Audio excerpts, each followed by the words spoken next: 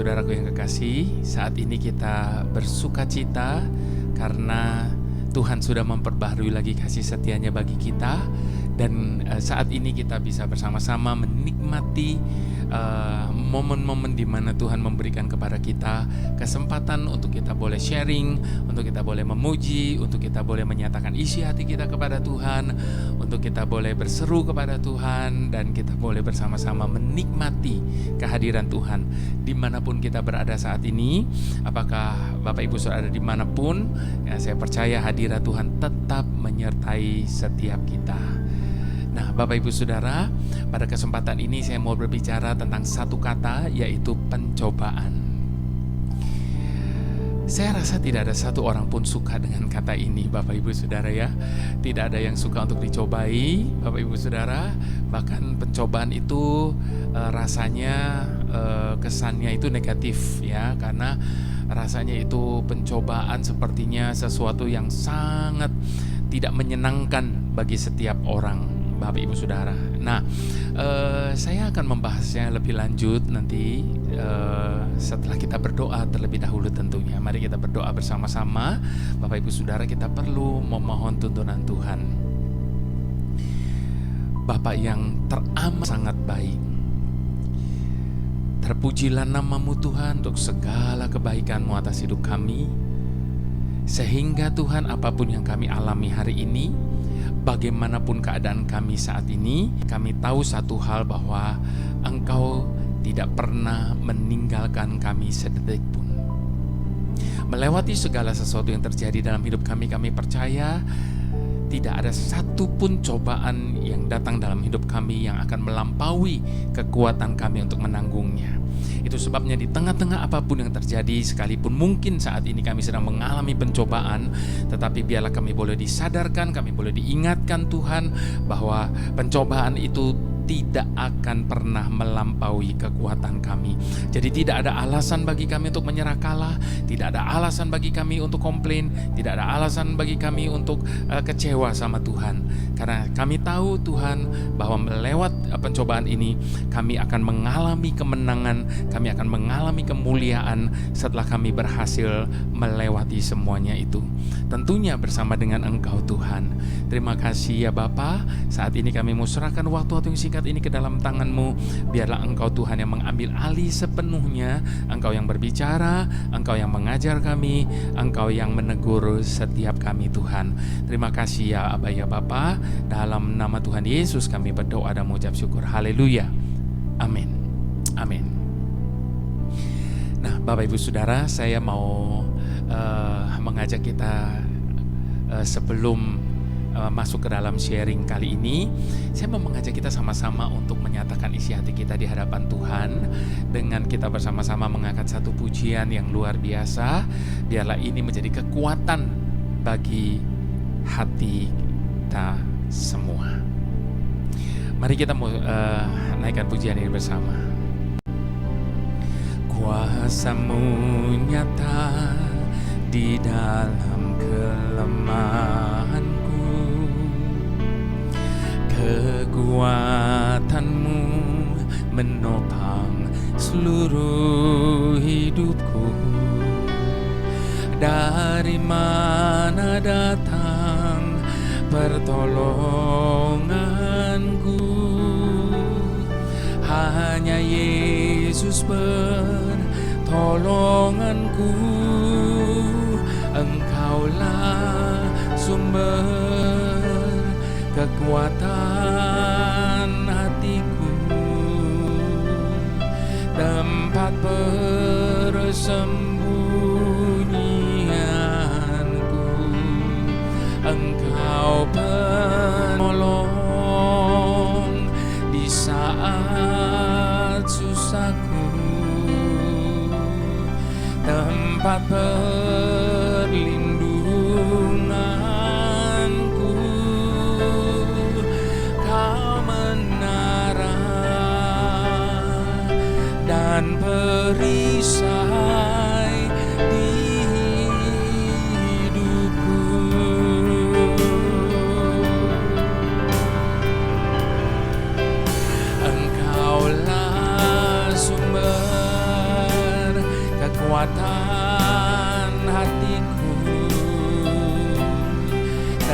tempat persembunyianku. Engkau penolong di saat susahku, tempat perlindunganku. Kau menara dan perisai di hidupku.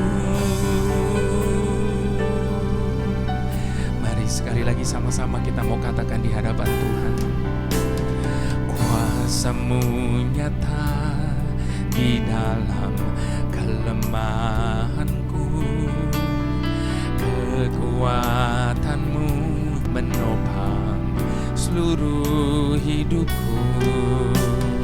Dari mana datang pertolonganku?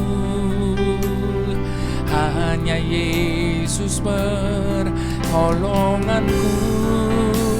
Engkaulah sumber kekuatan hatiku, tempat persembunyianku. Engkau penolong di saat susahku, tempat perlindunganku.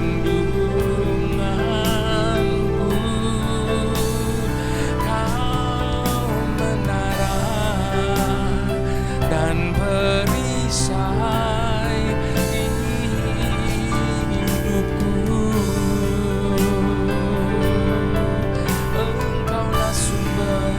Engkaulah sumber kekuatan hatiku,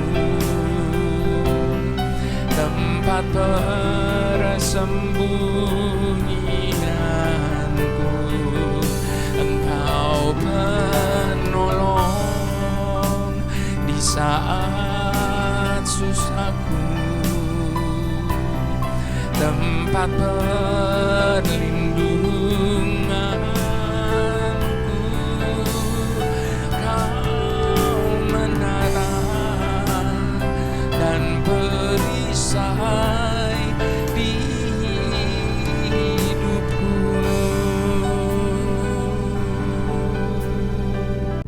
Nah, Bapak Ibu Saudara, seperti tadi saya katakan bahwa di dalam kesempatan ini saya mau membahas mengenai pencobaan, Bapak Ibu Saudara. Dan kalau kita berbicara tentang pencobaan, ada satu ayat yang sangat sudah kita hafal betul dari sejak mungkin sekolah minggu, Bapak Ibu Saudara. Nah, itu terambil dari kitab 1 Korintus 10 ayat yang ke-11 sampai ayat yang ke-13.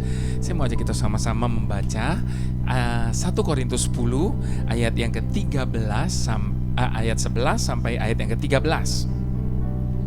Baik, dikatakan begini: semuanya ini telah menimpa mereka sebagai contoh dan dituliskan untuk menjadi peringatan bagi kita yang hidup pada waktu di mana zaman akhir telah tiba. Sebab itu, siapa yang menyangka bahwa ia teguh berdiri, hati-hatilah supaya ia jangan jatuh. Pencobaan-pencobaan yang kamu alami ialah pencobaan-pencobaan biasa yang tidak melebihi kekuatan manusia. Sebab Tuhan setia, dan karena itu Ia tidak akan membiarkan kamu dicobai melampaui kekuatanmu. Pada waktu kamu dicobai, Ia akan memberikan kepadamu jalan keluar sehingga kamu dapat menanggungnya.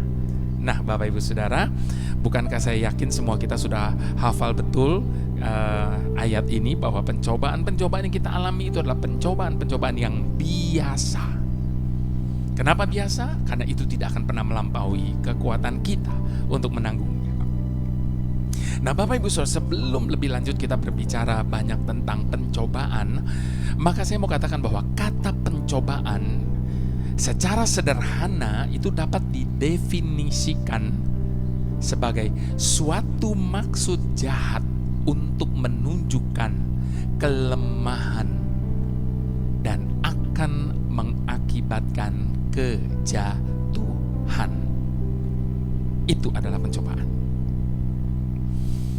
Pencobaan merupakan bagian yang tak terpisahkan dari kehidupan manusia di dunia, termasuk orang percaya, Bapak Ibu Saudara. Sekalipun harus diperhadapkan dengan berbagai pencobaan, sebagai orang percaya, Bapak Ibu Saudara, kita diperintahkan tetap kuat dan harus mampu mengalahkan pencobaan. Seperti Kristus telah teladankan bagi kita semua, menang atas pencobaan di padang gurun. Nah, Bapak Ibu Saudara, kunci awal menang atas pencobaan adalah respon hati yang benar. Bagaimana kita meresponi pencobaan itu akan menentukan apakah kita akan tenggelam dalam kekalahan atau kita memperoleh kemenangan. Dan apa respon hati yang benar ya di saat kita sedang menghadapi pencobaan? Yaitu tetap berbahagia, tetap bersuka cita. Mengapa demikian? Sebab bukankah firman Tuhan telah mengingatkan kepada setiap kita, berbahagialah orang yang bertahan dalam pencobaan, sebab apabila ia sudah tahan uji, ia akan menerima mahkota kehidupan. Kita bisa baca itu dalam Yakobus 1 ayat ke-12. Firman Tuhan katakan, berbahagialah orang yang bertahan dalam pencobaan, sebab ia akan menerima mahkota kehidupan.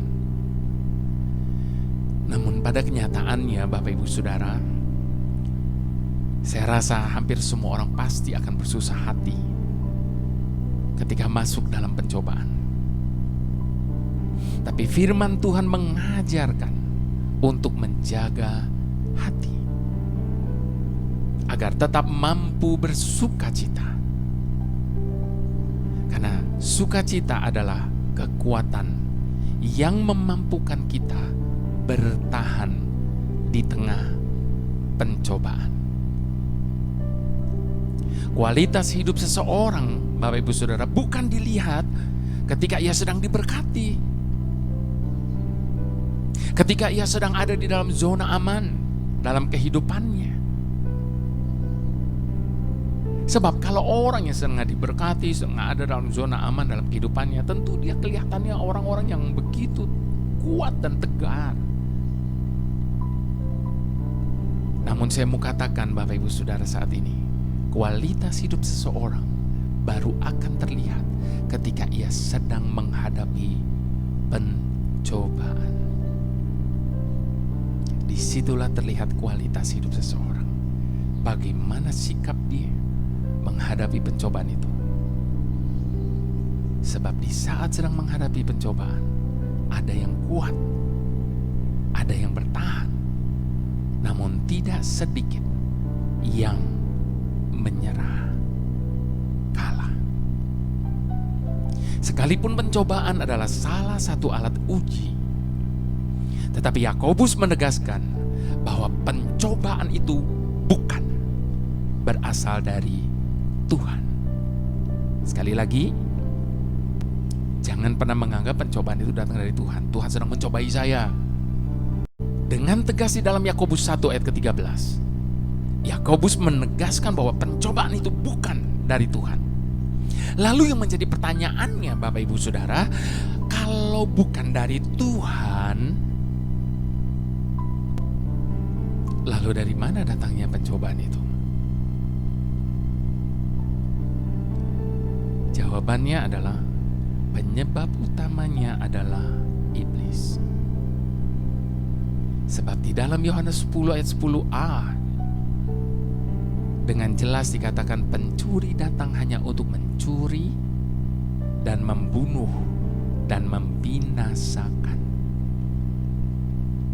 Iblis seringkali mencobai manusia dengan melancarkan serangan dari sisi jasmania. Seperti apa yang dialami oleh Ayub, bukan? Sakit yang begitu parah, kehilangan semua harta bendanya, bahkan semua anak-anaknya mati dalam sebuah insiden. Bisa dibayangkan Bapak Ibu Saudara apa yang terjadi dengan Ayub. Tapi kalau kita pelajari Bapak Ibu Saudara, apa yang terjadi dengan Ayub itu apakah dari Tuhan? No, tapi Tuhan izinkan. Kita bisa baca itu di Ayub. Tuhan berkata kepada iblis, asal jangan kau jamah nyawanya. Jadi atas izin Tuhan, tapi bukan dari Tuhan. Ayub mengalami serangan jasmani yang begitu dahsyat, yang saya rasa tidak ada seorang pun dari antara kita yang pernah mengalami apa yang Ayub alami. Andai kita jadi Ayub, Bapak Ibu Saudara, bukan hanya belum tentu, tapi rasanya gak mungkin kita bisa kuat menghadapinya. Bahkan dipastikan tidak akan kuat menghadapi apa yang Ayub alami. Jangankan semua apa yang Ayub alami, Bapak Ibu Saudara, baru mengalami salah satunya saja. Misalnya sakit.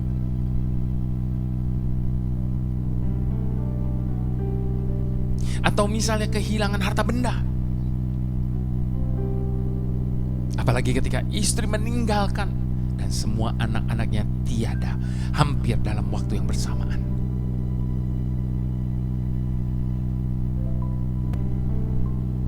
Tidak akan kuat, bukan? Rasanya gak akan kuat.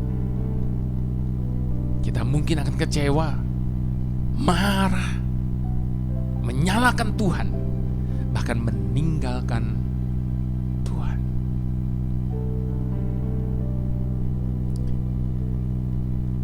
Salah penyebab utama si iblis tadi, Bapak Ibu Saudara, ada penyebab lainnya sehingga pencobaan itu bisa terjadi dalam hidup kita. Apa itu? Penyebab lainnya adalah keinginan diri kita sendiri. Kenapa saya bisa begitu yakin akan hal itu? Sebab bukankah firman Tuhan di dalam kitab Yakobus 1 ayat ke-14 dikatakan apa? Tetapi tiap-tiap orang dicobai oleh keinginannya sendiri. Jadi pencobaan itu bisa datang dari karena keinginan sendiri, Bapak Ibu Saudara. Karena karena ia diseret dan dipikat olehnya. Berawal dari melihat, lalu timbul keinginan dalam hati. Oleh karena keinginan, akhirnya jatuh dalam dosa. Bukankah itu yang dialami oleh Daud? Orang yang begitu karib dengan Tuhan. Namun akhirnya ia jatuh dalam dosa perzinahan dengan Batsheba. Kita bisa membaca dalam 2 Samuel firman Tuhan itu.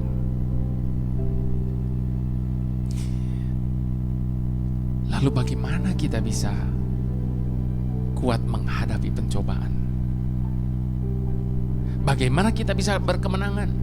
Membentengi diri dengan firman Tuhan dan melekat kepada Tuhan adalah kunci kemenangan atas pencobaan.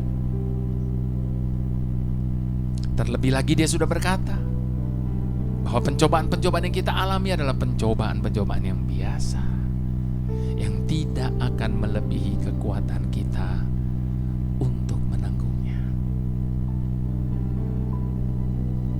Lalu mengapa kita mau menyerah di tengah-tengah pencobaan yang ada dalam hidup kita? Sebab justru di dalam kelemahan kita, kuasa Tuhan akan menjadi nyata. Kekuatan kita datangnya daripada Tuhan, dan pertolongan itu datangnya daripada Tuhan. Dia sumber kekuatan bagi setiap kita untuk menghadapi pencobaan apapun dalam hidup ini. Mari sama-sama sekali lagi kita mau angkat pujian ini.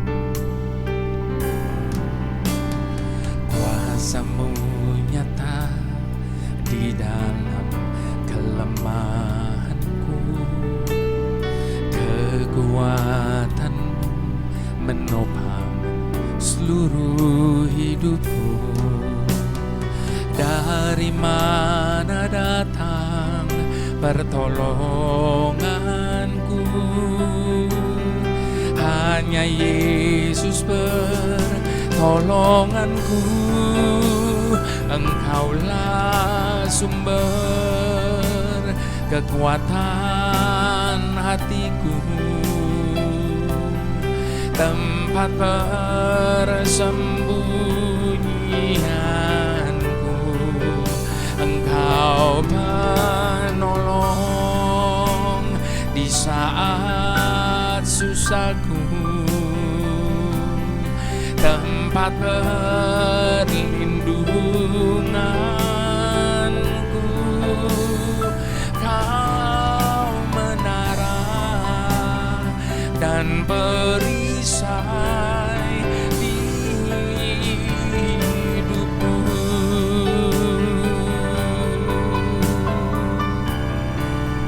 Engkaulah sumber kekuatan hatiku, tempat persembunyianku. Engkau penolong di saat susahku, tempat perlindunganku.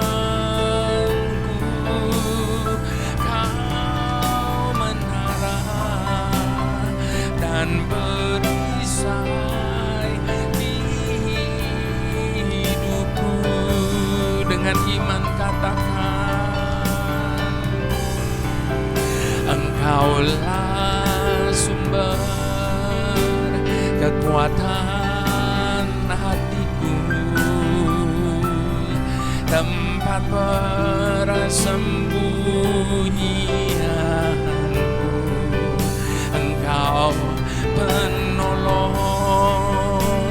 di saat susahku, tempat perlindunganku.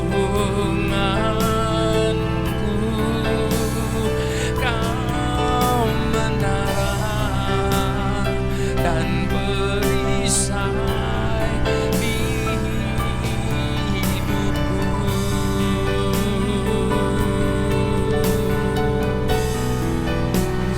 Kau menara dan perisai di hidupku. Hanya Engkaulah, Kau menara dan perisai di hidupku.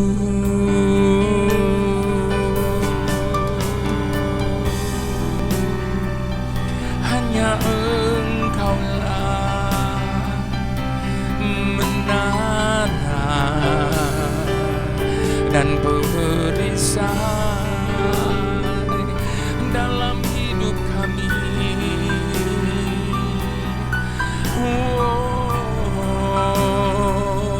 Engkaulah sumber kekuatan kami.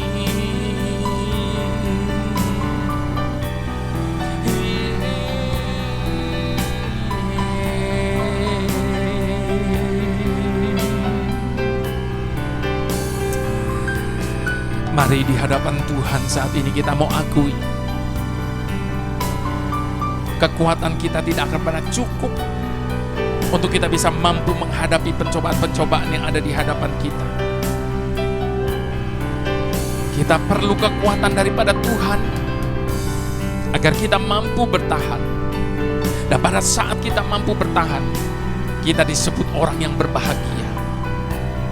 Kita akan menerima mahkota kehidupan. Itu sebabnya jangan pernah menyerah, sebab Dia selalu ada menyertai kita. Dan Dia tidak akan pernah membiarkan kita menghadapi apapun sendirian. Mari serahkan semua, segala pergumulan kita, apa yang sedang terjadi, apa yang sedang kita alami hari ini.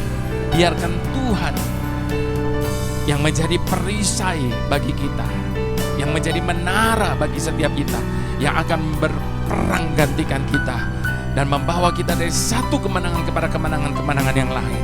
Bersama dengan Tuhan, mari kita maju hadapi apapun yang tengah ada di hadapan kita hari ini. Haleluya, haleluya, haleluya. Tuhan yang selalu menopang kami. Terima kasih untuk janji-janji-Mu yang menguatkan kami, bahwa Engkau tidak akan pernah membiarkan kami bergumul sendiri, bahwa Engkau tidak akan meninggalkan kami sedetik pun dalam hidup ini, bahwa Engkau akan tetap menyertai kami sekalipun kami harus berjalan dalam lembah kegelapan. Bahkan atas janji-janji-Mu yang berkata bahwa apapun yang sedang kami hadapi hari ini, itu tidak akan melampaui kekuatan kami untuk bertahan. Dan Engkau juga berjanji, kalaupun kami terjatuh, Engkau tidak akan membiarkan kami sampai tergeletak, sebab tangan-Mu yang kuat itu akan senantiasa menopang kami. Kalau hari ini kami sedang menghadapi berbagai macam pencobaan yang datang sekaligus dalam hidup kami, sehingga membuat kami kewalahan, kelelahan, dan hampir menyerah, biarlah janji-janji hidupi kami, menyemangati kami, dan memulihkan iman percaya kami, bahwasanya tangan-Mu yang perkasa akan membawa kami dari satu kemenangan kepada kemenangan-kemenangan lainnya. Kami hanya mengandalkan-Mu Tuhan, sebab kami tahu hanya itulah jalan yang terbaik yang dapat kami lakukan di dalam menjalani kehidupan kami ini. Terima kasih Tuhan untuk selalu menopang kami. Terima kasih. Haleluya. Mari semua yang setuju bersama-sama kita katakan, Amin.